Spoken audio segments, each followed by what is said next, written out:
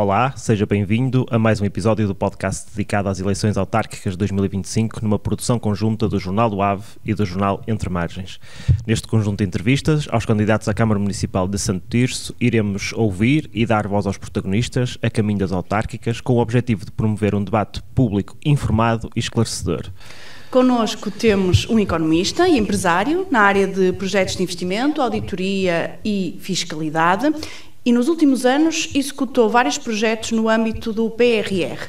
Politicamente foi presidente do núcleo do PSD do Val do Lessa e atualmente é líder da Comissão Política Conselhia do partido em Santo Tirso. Avança para estas eleições com o foco nas pessoas, porque acredita que o município merece mais.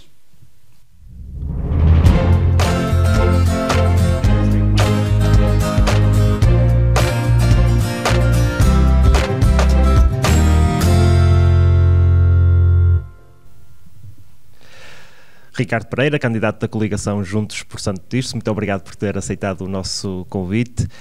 O PSD em Santo Tirso surge nesta campanha numa posição interessante. Apesar de ter obtido em 2021 nas autárquicas o pior resultado da sua história, recentemente conseguiu vencer as legislativas pela primeira vez em 10 anos. Como é que se conciliam estas duas realidades para o partido?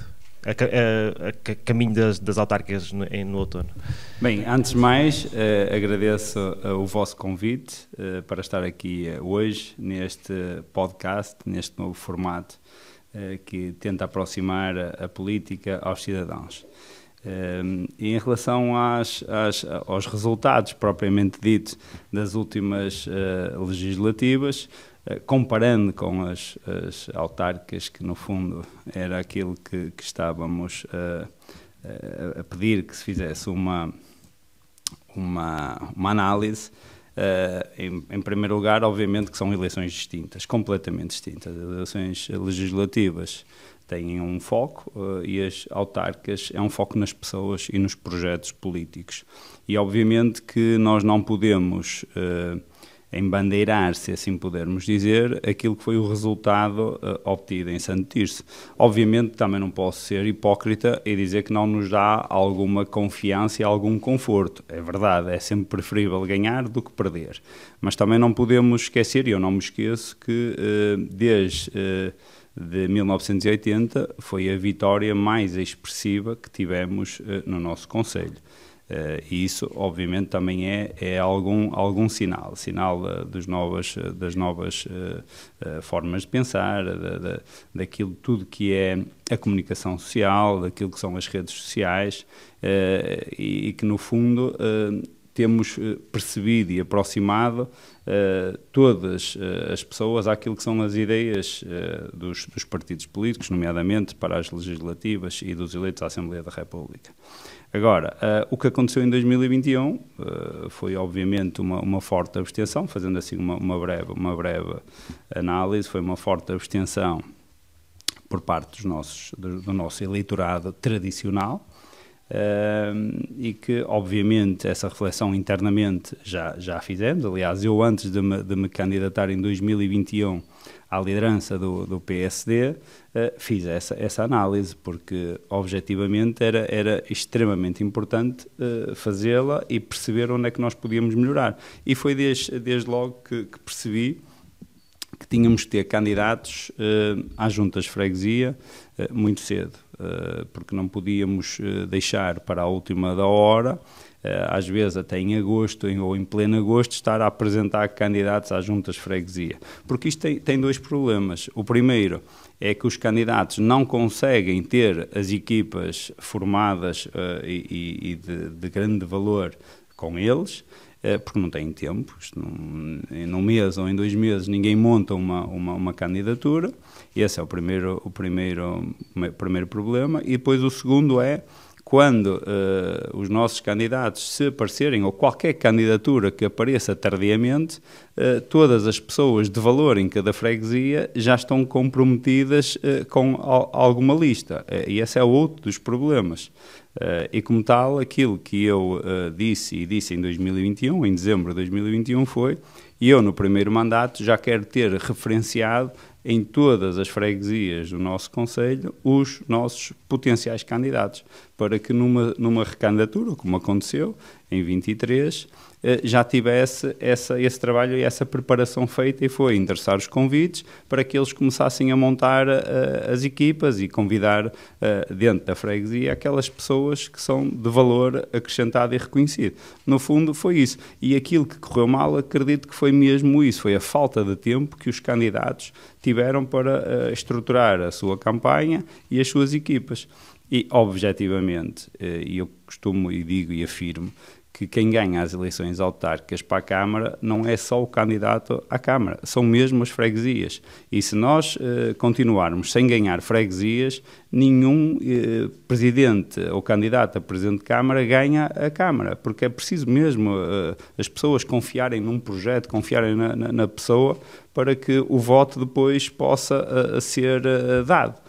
E, no fundo, essa é a análise, independentemente de outros erros que objetivamente também poderão ter existido, mas que são todos erros internos que foram analisados e que foram resolvidos. Essa questão da abstenção e da apresentação tardia dos candidatos foram as principais ilações que foram retiradas desse processo. Como é que, para além de apresentar e ter as equipas a trabalhar mais cedo, que caminho é que o partido foi percorrendo nos últimos 4 anos para evitar que aquele resultado seja possível sequer estar no horizonte?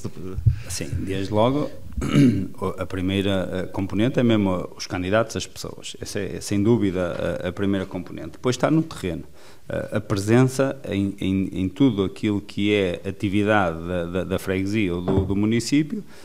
Um político tem que estar presente, não pode ficar em casa, tem que estar mesmo presente. E eu acho que estes últimos 4 anos também foi isso que nós estivemos. Isto, objetivamente, exige muito de alguém. Eu estes dias fiz um post daquilo que foi o meu dia, que começou às 8 da manhã e fizemos um percurso pedonal até ali na zona de Santa Cristina, mas que terminou perto do meio-dia, e fomos até percebendo a área para o futuro parque do Val de Lessa e o futuro trilho ou passadiço entre a zona de Santa Cristina até ao Parque de Gião, e depois do Parque de Gião às margens do Rio Apa, depois fazer a integração com o Parque Sara Moreira.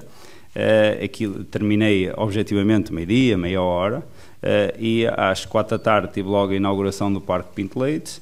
Depois das 4 da tarde ainda tive um convívio numa outra freguesia em Lamelas.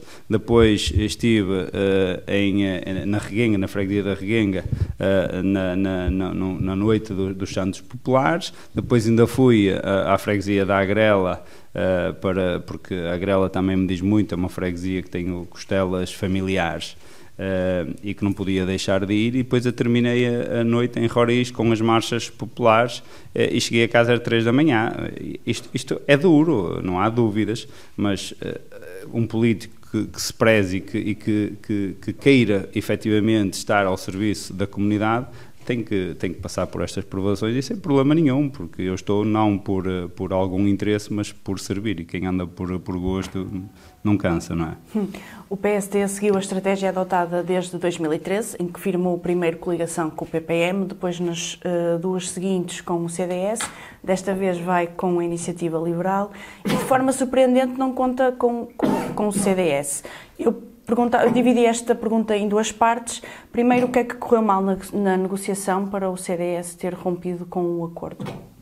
E essa é a primeira. Mas depois da Iniciativa Liberal também tem... Ok. Aquilo, e objetivamente, porque eu não tenho nenhum problema em afirmar o que aconteceu, os factos, porque eu gostava de ter o CDS como parceiro de coligação, isso é uma evidência. O CDS esteve connosco até 3 horas antes da assinatura do acordo, e o CDS já tinha primeiro não sei objetivamente agora porque não me recordo, mas pelo menos 5 dias antes, a cópia do acordo, e tinha também já uma semana ou 2 ou 3 antes aquilo que era o nosso banner, o nosso logo da coligação Juntos por Santo Tirso. Ou seja, sempre houve transparência, sempre houve o cuidado de manter todos informados por igual. Mas o acordo que foi entregue nesses 5 dias era o acordo que já estava firmado? Certo, fruto das negociações que nós não... Isto não é um processo que demorou uma semana, tem meses, nomeadamente com o CDS, até já comecei conversações com o antigo presidente já o ano passado, mas independentemente disso nós chegámos a acordo nos típicos lugares, daquilo que toda a gente acredita que foram de lugares, mas por espanto não foi um problema de lugares, porque esse acordo não teve nenhum problema e foi tudo aceito, tanto pela Conselhia Local como pela Distrital.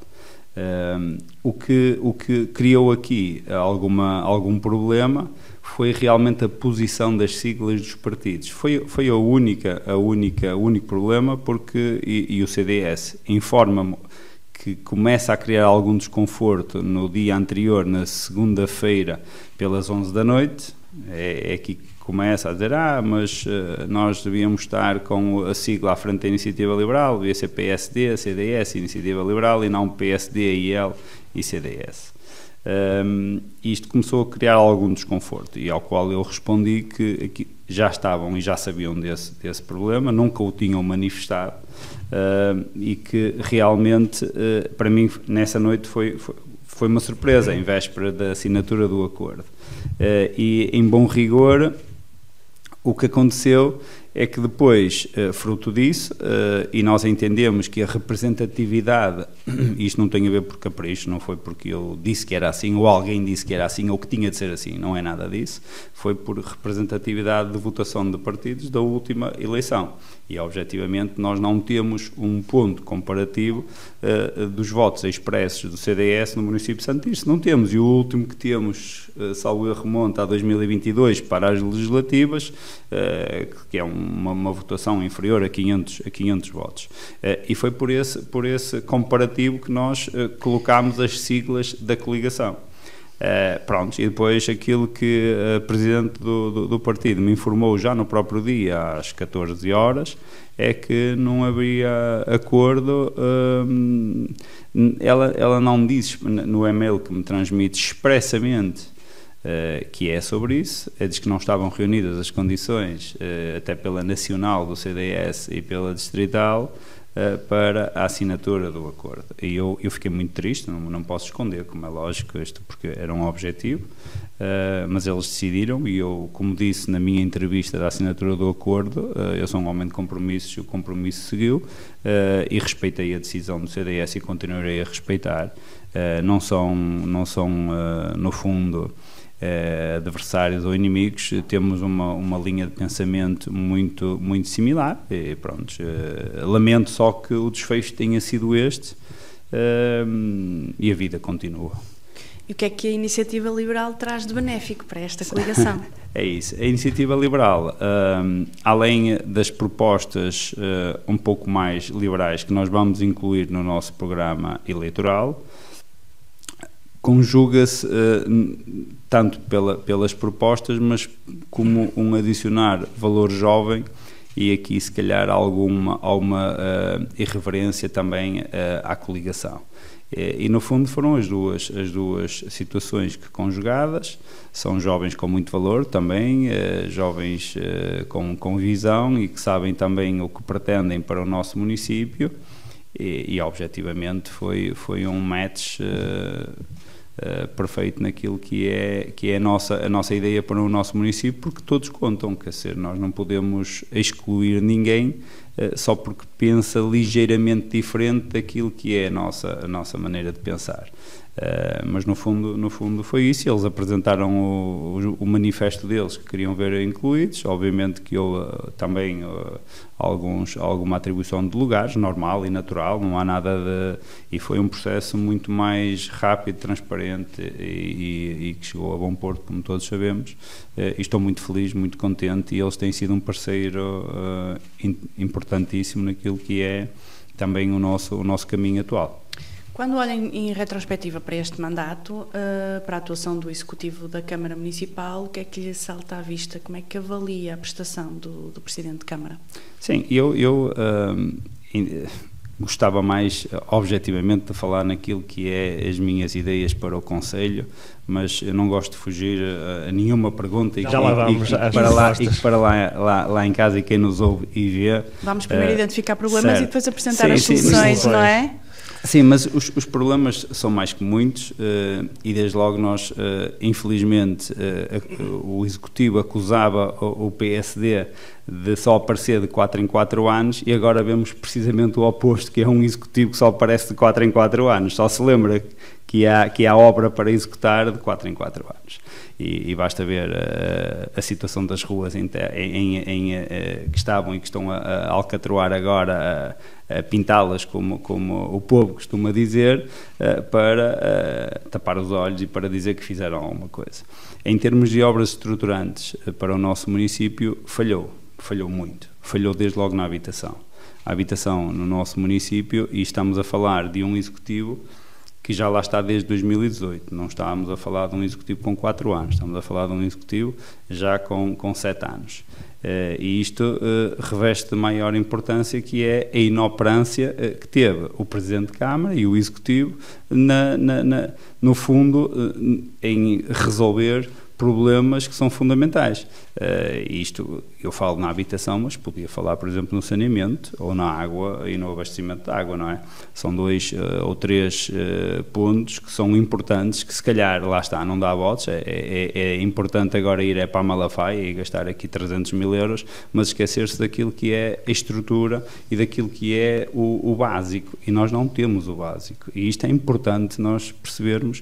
Temos de ter primeiro o básico, temos que ter vias de comunicação, já há alguma melhoria nos transportes, fruto daquilo que foi a nossa pressão, e se lembram, eu estive inclusive no Porto, reunido com a área metropolitana do Porto, depois com a Câmara do Porto, ou seja, foi aqui um trabalho de pressão, porque a oposição também se exige, e isso não só o escrutínio, mas também pressionar o Executivo para executar a obra, e foi isso que a gente fez, e aquilo que é hoje a mobilidade no nosso município, manifestamente é bem melhor, não há dúvida nenhuma disso, quer dizer, nós não tínhamos a UNIR, agora temos uma UNIR que no início custou muito, aquilo foi doloroso, e eu próprio fiz algumas viagens na UNIR e dei nota disso, quer dizer, eu não apareço agora, eu apareço lá atrás e sempre a trabalhar, é só ir ver as minhas publicações e o que é as nossas intervenções também em Assembleia Municipal e reuniões de Câmara, porque são importantes, porque é o que se exige à oposição, é que esteja presente, que faça o escrutínio, mas que também que pressione para que se execute a obra, e aquilo que nós conseguimos e verificamos é que realmente o Executivo, em alguns aspectos, fruto também não só do município em si, porque a área da mobilidade não foi fruto só do município, em colaboração com a área metropolitana do Porto e depois com a Mobiab com Trofa e Famalicão, lamentavelmente não foi alargada a Guimarães, devia ter sido alargada a Guimarães, mas esse é outro problema que depois podemos discutir, mas manifestamente é a única coisa que eu posso dizer que o município não complicou, realmente é isso. Agora, faltou fazer mesmo muito, e eu lamento que um município pago por todos nós que não tenha executado aquilo que devia ter executado. O Executivo tem apregoado ao longo do mandato os resultados económicos com enormes excedentes orçamentais, exceto no último ano onde apresentou um resultado líquido negativo. Como é que interpreta estes resultados? É uma mera evolução contabilística ou trata-se de uma mudança de estratégia? Não, acho que nenhum nem outro. A ver, os excedentes orçamentais que a Câmara obteve foi fruto de não ter executado estas obras. Ponto, é uma consequência. Isto não é um objetivo, isto foi uma consequência, porque nós sabemos os orçamentos municipais constroem-se com base na receita. Nós temos, imaginem, 60 milhões de receitas e agora impostos de todos os municípios, então agora vamos encontrar as despesas para estes impostos para aplicar. porque em bom rigor e em economia o saldo de uma autarquia ou de uma junta de freguesia tem que ser ligeiramente positivo, embora a regra de ouro, como chamam os economistas, seja zero, que é para não haver nem déficit nem receita, porque gerando receita significa que não houve dinheiro a ser investido, que devia ter sido investido e não foi. É só por isso. Mas é bom que gera alguma receita até para criar algum conforto nas contas públicas. Mas aquilo que aconteceu foi que os diversos saldos de 5 milhões, 6 milhões passados foi por não aplicação da despesa. E se nós não aplicamos despesa, o que é que isto significa? Que eu tinha previsto, por exemplo, executar uma estrada de 1 milhão de euros. Se eu não executo a estrada, eu vou ter esse excedente, porque eu tenho 60 milhões. Se dos 60, 1 milhão era para a estrada, objetivamente eu só gastei 59, então esse 1 milhão vai-me sobrar. Não é? E isto é o excedente, foi obra que eu não executei, e por isso é que os excedentes também não são muito positivos. Mas um déficit também não é de todo desejável, é problemático. E foi o que a gente obteve. E isto obteve porquê? Objetivamente por má gestão do Executivo, não há outra. As prioridades foram mal executadas e objetivamente nós tivemos aqui um déficit de quase 300 mil euros que fique registado, qualquer que seja o próximo Presidente de Câmara, eu quase que garanto hoje, em julho, que as contas públicas do próximo ano vão ser ainda mais negativas, porque estamos a perceber daquilo que está a ser gasto, porque é ano de eleições, e se formos buscar o histórico do ano passado e o somarmos, as coisas não vão ser muito positivas. Mas pronto, nós também não sou aqui nenhum arauto da desgraça, e não é isso que se pretende, mas temos que estar conscientes de que tudo aquilo que sejam as ações do Executivo Municipal tem impacto naquilo que é o bolso de todos os municípios, não é? E no fundo nós temos que ter algum equilíbrio para percebermos, e tem que ser acompanhado. Aliás, essa é uma das minhas atividades profissionalmente, é acompanhar as empresas, informando objetivamente os decisores para a evolução de como estão as contas da empresa, que é isto que deve ser, ou seja, o Presidente de Câmara, objetivamente, devia reunir com os gabinetes mensalmente, no limite, para perceber a evolução e perceber se tem folga, se não tem folga, se pode fazer isto, e não o contrário. É, eu quero e vou e isto vai acontecer. O depois vê-se, e não deve ser assim. Nós devemos fazer isto ponderadamente e objetivamente com consciência e ação. No fundo é isso. O PSD tem sido muito vocal no que diz respeito à descida dos impostos municipais. Em certa parte do Executivo já adotou uma forte redução fiscal nos últimos 2 anos, sobretudo no último ano. Ainda há espaço para descer impostos sem comprometer essas receitas do orçamento municipal? Pois, essa é uma boa questão. E se nós nos lembrarmos, o Presidente de Câmara dizia sempre em assembleias municipais que nós estamos a cumprir o nosso programa não é descer impostos, nós não vamos descer só porque vocês estão a pedir. No fundo, percebeu que havia ali uma folga, mas quis ser mais papista que o Papa. Nós propusemos 2 milhões de euros e eles foi aos 3 milhões e meio de euros. Ou seja, significa que, e quando nós baixamos assim de forma tão drástica, não há aqui meio termo. O impacto não foi avaliado, porque se nós fizermos aqui 2 degraus, se fizéssemos 2 milhões, verificávamos 1 ano ou 2 como era o impacto dessa redução da carga fiscal. E se ainda existisse folga, podíamos ir mais além. Agora, assim, da forma direta e objetiva, da forma como foi, é um risco. E é um risco que não foi prudente, sem dúvida alguma. Objetivamente, implica que agora, se calhar, não se consiga ir muito mais além nessa redução de impostos. É verdade, porque se continuarmos agora a reduzir impostos, vamos, sem dúvida alguma, sem sombra de dúvida, colocar em risco as contas públicas, e isso jamais o podemos fazer. Tão simples quanto isto. Nós não somos aqui, os números não mentem, não é? São como algodão, não enganam. E como tal, nós temos que ter aqui alguma prudência. E por isso é que um político não deve vender a banha da cobra, deve ser realista. E o realismo era os 2 milhões de euros e descia aquele patamar. E depois avaliava, há a possibilidade de descer, a economia está a aguentar esta descida, estamos a conseguir captar mais receita, porque às vezes conseguimos, porque ou temos mais moradores, mais residentes, ou temos mais empresas a investir, ou seja, uma disparidade de impostos que podem subir, mesmo com taxas reduzidas, não é? Porque objetivamente, a descida dos impostos é para obter e captar mais e melhor investimento. Agora, se nós descemos esses impostos e a seguir continuamos a dar isenções fiscais às multinacionais por 10 anos, é outro disparate, quer dizer, porque estamos a perder de duas formas. E essa descida nessas grandes empresas multinacionais não se traduz realmente na economia local. Não se traduz, não se tem traduzido.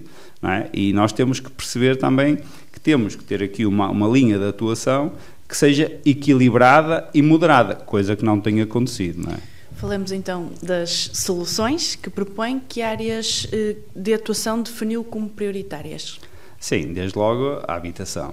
A habitação é uma área importante, a mobilidade e os transportes também é uma área que temos que melhorar. Aliás, mesmo já estando razoavelmente melhor do que aquilo que era há 5 anos atrás, mas é uma área com muito para fazer. Depois a área social, sem dúvida, que tem aqui uma componente muito importante que nós temos que ter aqui um cuidado. E eu tenho, se têm verificado as minhas visitas, tem sido efetivamente na área social, na área da educação, porque são duas áreas, juntamente com a habitação e com as infraestruturas de mobilidade, são os 4 eixos principais que realmente faltam muito ao nosso município. E isto deixa-me muito triste, porque são áreas completamente desvalorizadas e que são aquelas que realmente mudam o nosso município, não é? E são, no fundo, essas 4 áreas que eu vou apostar e que vou colocar as fichas todas, sem dúvida alguma. Já foi dando conhecimento de alguns investimentos que pretende executar, quer aflorar sobre eles? Sim, nós, desde logo, ficam convidados para dia 19, a apresentação do programa também cultural que nós vamos ter. A cultura não estando definida nestes 4 eixos, mas realmente também é prioritário. E prioritário no sentido de que nós precisamos de incluir o nosso município e trazer o nosso município para a rede nacional da cultura, com eventos de âmbito nacional. Para isso precisamos de um programa e precisamos também de espaços. Esse é o outro problema nessa. E posso também já não sei se ia perguntar ou não, e até podemos entrar, e depois eu posso aflorar cada eixo prioritário naquilo que temos de intervenção. Realmente a cultura tem sido esquecida no nosso município, se bem que, e um pouco à margem, a Vila das Aves até já tem alguma atividade cultural interessante. Dou os parabéns à diretora do Centro Cultural da Vila das Aves, porque realmente tem dinamizado positivamente e muito, com alguma até expectativa minha daquilo que era os últimos anos do nosso município, e ainda bem, eu parabenizo por isso. Mas temos que pensar num modo de conselho. Obviamente que a Casa das Artes em Santo Tirso, que eu propus, que andam aí a apelidá-la de ChatGPT, mas a opinião deles é mesmo para fazer. E para fazer... E vou dizer isto dia 19, já aqui um preâmbulo para o dia 19, sem grandes custos para o município, porque objetivamente há aqui vários fundos comunitários disponíveis para isso. Uma das minhas propostas na área cultural, com a pessoa que está à frente daquilo que é a área da cultura, que é um indivíduo muito conhecido. Aliás, foi ele que dinamizou Guimarães, capital europeia da cultura, foi ele que esteve à frente, é essa mesma pessoa, eu vou apresentá-lo brevemente. Se calhar vocês já sabem, porque já receberam alguma nota da imprensa, mas se não receberam, vão receber nos próximos dias. E que é uma pessoa com visão que também traz ele próprio investimento, ou seja, e disponibilidade para que as empresas, não só nacionais, mas internacionais, queiram investir aqui na área da cultura, porque o nosso programa será mesmo um programa nacional e internacional, captando artistas de renome nacional e internacional. E isto é fundamental que nós tenhamos presente isso, e é com isso que nós temos que valorizar depois, não só na sede do município, mas em todas as freguesias. Ricardo, estamos já numa fase adiantada da conversa, vamos tentar ser mais sintéticos possível, embora sejam as questões que secam sejam fundamentais, mas a discussão em torno da habitação é apontada como, e o próprio Ricardo já o disse hoje, como um dos grandes problemas, prioridades para o município. Está em execução a estratégia local de habitação. Como é que o Ricardo Pereira, candidato a Presidente de Câmara, pretende solucionar esta questão e como é que avalia aquilo que tem sido o trabalho da Câmara Municipal neste âmbito? Sim, assim, o trabalho, eu já o disse e afirmo, foi fraco ou fraquinho, para não dizer outra coisa. Objetivamente, na questão da habitação, ainda estes dias, mas estas semanas, têm passado, e se tiverem o cuidado de ver as atas, seja da reunião de Câmara, seja da Assembleia Municipal, o município, nas alterações ao PPI, constantemente retira verba na habitação do primeiro direito para colocar noutras rúbricas, sem pudor nenhum. Por isso, percebemos todos claramente que a habitação não é uma prioridade para o Presidente da Câmara. Ponto final, parágrafo. E não é porque aquilo que demonstra é isso mesmo. O que é que nós fazemos? Eu, por acaso, até trouxe aqui o nosso programa da habitação, que nós queremos, a primeira fase é identificar tudo aquilo que temos no nosso município que está devoluto e que pode ser reaproveitado. E não é só aquilo que é património da Câmara, é património, nomeadamente, por exemplo, da Santa Casa da Misericórdia, em articulação com eles. E percebermos todos, fazermos um levantamento do que é que nós, dessas habitações que já existem, devolutas, conseguimos colocar, sendo certo que a ideia é criar 1000 fogos no eixo 25-29, ou seja, estamos a falar, e 1000 fogos são 1000 habitações, 1000 espaços, não quer dizer que seja uma casa, pode ser um apartamento, não é? São 1000 fogos. E com isto nós temos que começar a dar um sinal claro ao mercado de que a nossa aposta é essa.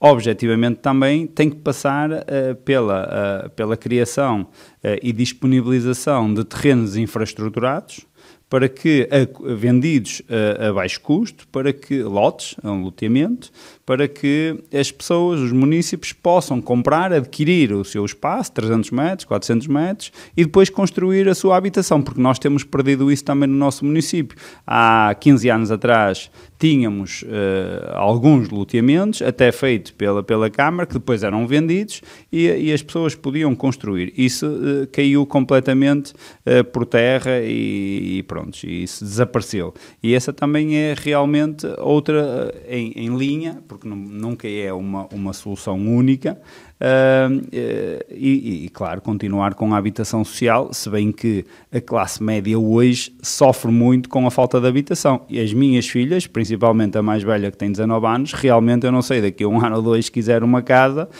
se a consegue obter no nosso concelho, e terá que ir para a Maia ou aqui para a Trofa, se calhar, não é? Quer dizer, porque infelizmente não existe, e o que existe é caríssimo, é o que é. A revisão do PDM está em curso e o PSD tem sido muito crítico até na forma como a Câmara Municipal tem conduzido o processo. Eu pergunto também aqui em 2 partes o que é que teria feito diferente no âmbito deste processo e quais é que foram os pontos principais que chamaram a atenção do PSD no documento em si, naquilo que está lá plasmado. Bem, desde logo tudo diferente. Isto foi uma completa atrapalhada, podemos dizer assim. Desde logo porque não foi discutido com os munícipes. Essa é a primeira grande falha. toda a gente, e a revisão está desde 2018, ou seja, também aqui muitos anos para que se consiga fazer muito melhor do que aquilo que foi feito, e informar, porque é dever de um Presidente de Câmara esclarecer todos os municípios num documento estruturante a 10 anos, porque no mínimo são 10 anos. O nosso PDM em vigor está em vigor desde 2011, estamos em 2025. Por isso, ou seja, e entrará em 2026, por isso são 15 anos no mínimo que o PDM vigorou. E por isso é que isto reveste de importância, porque são muitos anos para um documento e que não foi discutido nem foi difundido. As pessoas não sabem o que está lá, é difícil de entender, porque objetivamente são documentos muito extensos. E objetivamente e concretamente, o que é que tem de mal o PDM? Muitos problemas. Duas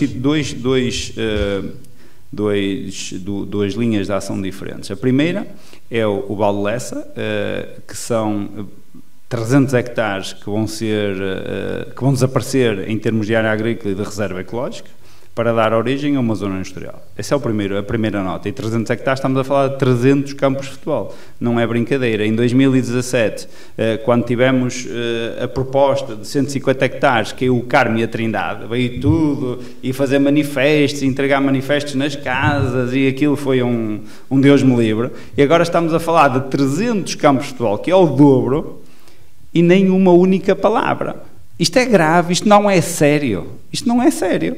E qual é a consequência disso? A consequência, porque objetivamente nós precisamos, e o Estado exige, de que cada município tenha uma cota-parte de agrícola, uma cota-parte de reserva ecológica, para a habitação, tem os mínimos. E se nós retirarmos estes 300 hectares no Val de Lessa, eles vão ter que, em termos agrícolas e ecológicos, vão ter que aparecer noutra parte do concelho. E onde é que eles vêm? Vêm para a parte nascente, vêm para Vilarinho, vêm para Vila Nova de Campo, vêm para Roriz, que são, como nós sabemos, áreas urbanas densamente mais em termos de população do que o Val de Lessa, mas muito mais, em termos de densidade, e que agora se veem aflitos porque caem no ridículo. A Câmara Municipal e o seu Presidente caiu no ridículo de tem duas casas, uma ao lado da outra, com terreno no meio. Por exemplo, em Vilarinho, objetivamente, casos que me têm reportado, que nós temos ajudado, e que chegámos à conclusão que o terreno do meio passou à agrícola, precisamente porque o Val de Lessa perdeu essa capacidade e teve que ser reposta noutra parte do município. E aquilo foi a régua e esquadra, foi aqui tem esta disponibilidade diária, a reserva agrícola, a reserva ecológica. O que impede, e por isso é que temos dois problemas, a habitação, e contraria, aliás, ele não está a contrariar nada, porque se ele não é uma aposta da habitação, está coerente, mas no meu caso, bloqueia a habitação. E depois torna-se injusto para quem tinha aquele terreno, que até podia dar à filha ou ao filho, ou não interessa, para poder fazer ali a sua casa, e que as expectativas foram defraudadas. E depois tem outro problema que nós também percebemos. Na Agrela, por exemplo, tínhamos uma zona industrial encostada à Sobrada, ao município de Valongo, que o município de Valongo ali já tem uma zona industrial, até com algumas empresas grandes, e que nós tínhamos do nosso lado, era tudo industrial. Houve municípios que compraram lotes de terreno há 2 anos, 3 anos, com a perspectiva de construir algum pavilhão industrial, e agora é tudo reserva ecológica, ou seja, pagaram terrenos a 30, 40 euros o metro e agora vale 1 euro o metro, que é os pinheiros e os eucaliptos que lá estão. Isto é gravíssimo, isto não pode acontecer, isto tem que ser discutido com todos, transparência, e aquilo que este Executivo não é transparente, é tudo aquilo que não é, e nós temos que perceber que realmente o PDM é muito importante, é um documento estruturante para os próximos mínimo 10 anos e que deve ser debatido. E a minha proposta é clara: suspender de imediato o PDM, fazer uma revisão com cabeça, tronco e membros e a seguir discuti-lo com todos os munícipes, analisando caso a caso, antes de o colocar em Diário da República para promulgar. Isto tem que ser assim, transparência acima de tudo. Isto é inadmissível e associado a isto torna-se de maior gravidade quando temos um município, um Presidente de Câmara, que coloca em eleições legislativas o PDM em Diário da República para tentar não ser discutido. Isto é uma falha, inclusive, antidemocrática. Isto é uma vergonha, eu digo mesmo, é uma vergonha. O Sr. Presidente, se tivesse vergonha na questão do PDM, suspendia de imediato. Isto não se faz, mas pronto, tudo bem, é a posição dele, se calhar é preferível ir para as festas e andar a beber uns copos com os amigos, mas pronto, é o que é. Ricardo, já ultrapassamos o nosso tempo em alguns minutos, mas eu tenho aqui uma pergunta que quero fazer. Não tenho que pedir desculpa, é bom. Em dezembro, após o anúncio do Primeiro-Ministro sobre a transferência do Hospital para a Gestão da Misericórdia, o Ricardo revelou que tinha acompanhado por dentro o processo de decisão. E eu pergunto, em que moldes? E se essa transferência se efetivar, e uma vez que esteve dentro do processo, o que podem os tircenses esperar desta nova gestão? Sim, ainda bem que faz essa pergunta e que temos, e espero que ter tempo de responder, de esclarecer, porque o hospital, a saúde... Vamos tentar ser o mais sintéticos possível, mas... A saúde é importante, a saúde é importante. Objetivamente, sim estive por dentro, sim estive com várias reuniões em Lisboa, e acompanhei o processo desde que o Primeiro-Ministro, em dezembro, anunciou a transferência do hospital em termos de gestão para a Santa Casa da Misericórdia. Mas foi chamado para as reuniões? Ou as reuniões foram... iniciativa? Exatamente, uma iniciativa de solicitar as reuniões. Não fui chamado para as reuniões, tomei a iniciativa de pedir esclarecimentos. E, objetivamente, daquilo que nos foi fornecido e facultado, é que realmente é um processo que, quanto mais rápido acontecer, melhor, até porque vamos ter uma gestão por parte da Santa Casa da Misericórdia, que não é um privado, é social. E estamos a falar só em nível de gestão. Quando dizem que vamos privatizar o nosso hospital, isto gera-me calafrios, arrepios, porque não sabem o que estão a dizer. Nós não estamos a privatizar. Nada, absolutamente nada.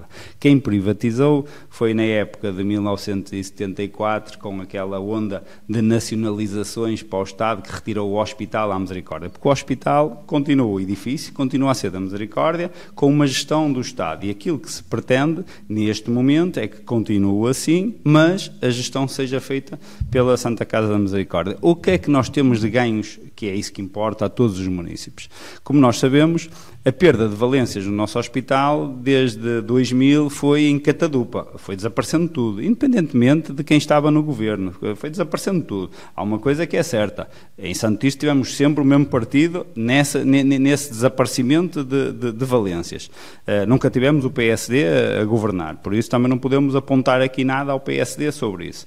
Aquilo que aconteceu com a perda de valências é aquilo que eu quero agora, que é recuperar algumas valências. Aliás, eu até digo, na minha, que era um sonho ter a pediatria de novo. Os funcionários não perdem absolutamente nada, porque continuam a ser funcionários públicos, continuam a haver as progressões na carreira e isto não tem problema nenhum. Objetivamente, aqueles funcionários que não estão nos quadros e que são, neste momento, em subcontratação, objetivamente depois têm que ser analisados, porque não passam também eles, porque não são funcionários públicos, eles têm uma gestão completamente distinta.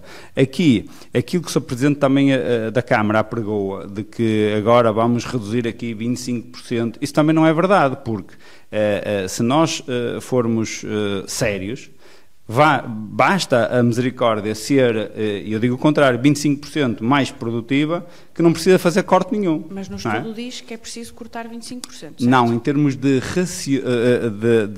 operacionalidade, os custos não diz que tem de cortar. Temos que ter um rácio melhor, seja fruto da despesa, seja fruto da produtividade, porque nós temos sempre duas componentes, temos a despesa e temos a produtividade.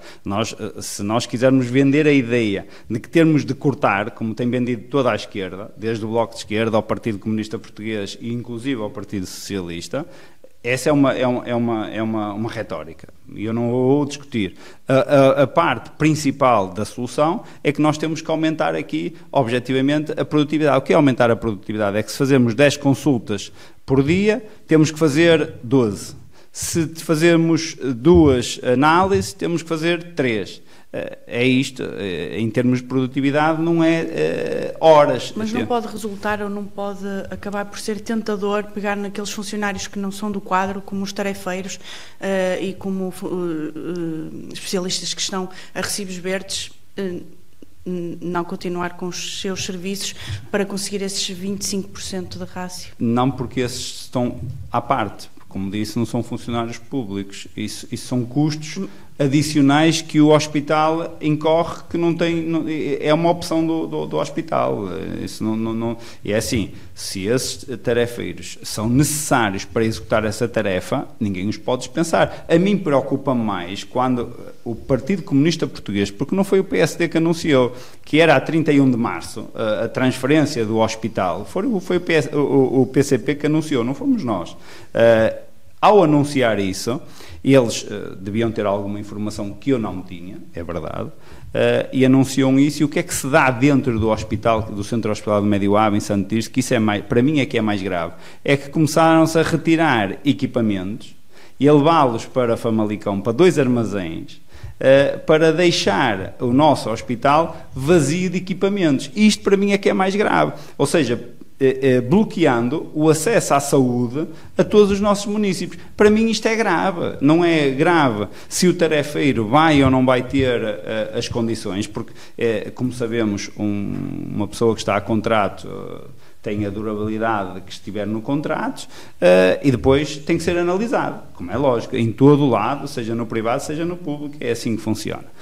Agora, confundir isso com os funcionários públicos que estão perfeitamente enquadrados nos quadros e que não têm problema nenhum. Claro que ninguém obriga um funcionário público a trabalhar no Centro Hospitalar do Médio Ave. Se quiser pedir mobilidade para Famalicão ou para outro, pode pedi-lo como qualquer funcionário público. Não é isso que está em questão.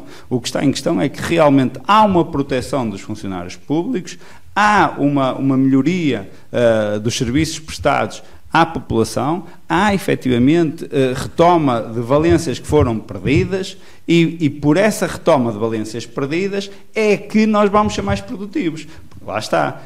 Se nós verificarmos sempre que temos de cortar a despesa, então se eu digo que vou ter mais valências, é porque vou ser mais produtivo. Se calhar até vou precisar de mais contratação, ao contrário do que dizem, porque eu proponho-me, eu não me revejo. E se tiver que, depois da transferência consumada, se o hospital, o Centro Hospitalar de Médio Ave, não estiver a servir os interesses da população, eu sou o primeiro a defendê-lo e sou o primeiro a criticar o que tiver a criticar. Não tenham dúvidas que eu não tenho problemas com isso. Agora, por isso é que eu digo, e na minha candidatura, as pessoas em primeiro, e colocar o superior interesse das pessoas à frente do superior interesse partidário ou de outra coisa qualquer, para um interesse pessoal. Isso jamais poderá acontecer comigo, e por isso essa questão do hospital eu não me tenho manifestado publicamente, mas em termos de esquerda, que têm sido a bandeira deles, a resposta foi as eleições das legislativas, e eles deviam neste momento ter vergonha de falar do hospital, porque se o povo realmente se pronunciou e sabia, porque fizeram manifestações, uns disseram que fizeram a vigília mascarada de comícios, obrigaram funcionários públicos, associações, tudo aí para lá, porque eles podem tudo, as pessoas podem não gostar, mas podem tudo. No fundo, aquilo que se verificou foi que nada disso teve impacto nas eleições. Tivemos um candidato a primeiro-ministro que até saiu de moto e deu tanto gás que desapareceu de todo lado. Assim termina este episódio da série especial produzida pelo Jornal do Ave e pelo Jornal Intermargens, dedicada às eleições autárquicas de 2025 em Santo Tirso. Agradecemos ao Ricardo Pereira pela disponibilidade para conversar e discutir os problemas que preocupam os tircenses. Este podcast está disponível nas plataformas habituais e nos sites do Jornal do Ave e do Intermargens. Obrigado por nos acompanhar e até ao próximo episódio. Obrigado.